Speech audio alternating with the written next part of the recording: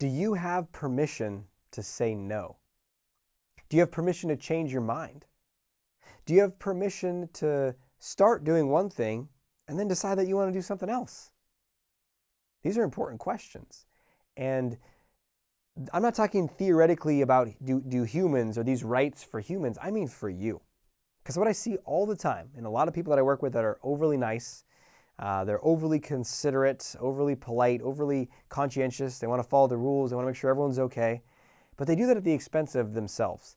And they sacrifice themselves, and they put themselves last all the time. And so what happens is they'll be in a situation where it's important for them to say no, but they don't. And underneath what's going on there is they don't have the right. They're not allowed to. Other people might be able to, but I'm not allowed to. Let me give you an example. There was a young man I was working with who just started dating somebody, and he was going to have a date. I think it was their second or third date, and he got a call from a friend, and there was some time-sensitive thing that they could do together, and he wanted to go do the thing with that friend, but he's got this date. What does he do? I don't know. And so he came to me. He's like, I just didn't know what to do. I didn't know what to do. And I said, really? Do you really not know what to do?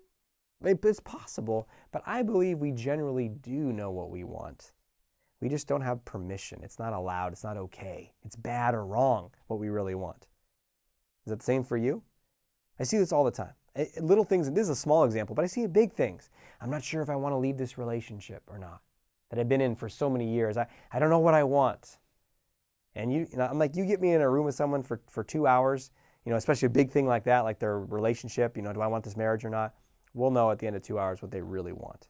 We all know deep down. It's just that to discover it can be scary. But let's take a smaller example, like this little date. And so we uncovered it.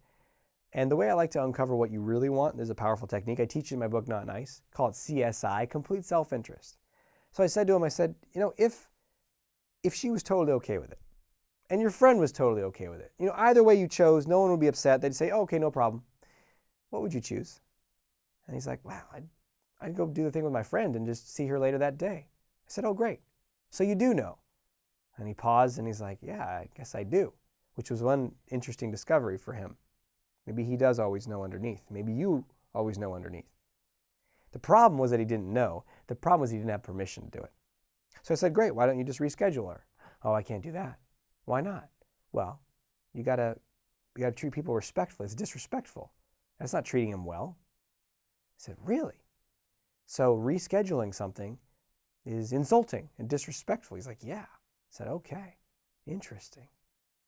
And in his mind, that's how it was. So if someone canceled on him, that's disrespectful. If he cancels or changes on someone, that's disrespectful. And so I said, so what are you supposed to do? What are you supposed to do? You're supposed to go on the date and then be a little bit tense because you kind of would rather be doing something else?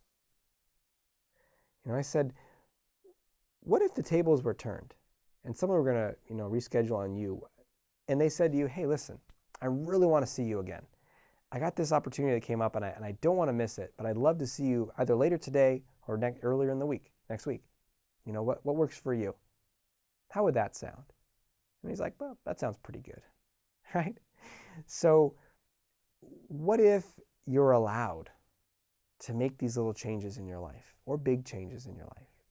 What if you're allowed to listen to what you want and either say yes or no?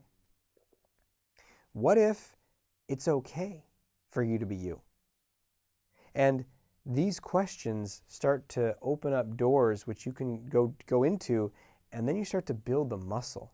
Because it's one thing to have a thought like, oh yeah, maybe it is okay for me to do it, but nothing's going to change in this guy's life until he actually makes the phone call or the text and reschedules on this person.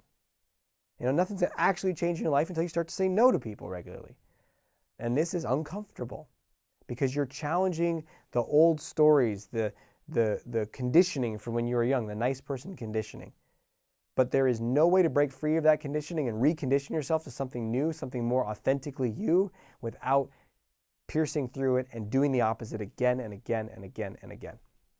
So, thanks for being with me. Share down below what you're finding most valuable from this and what you have permission to do in your life.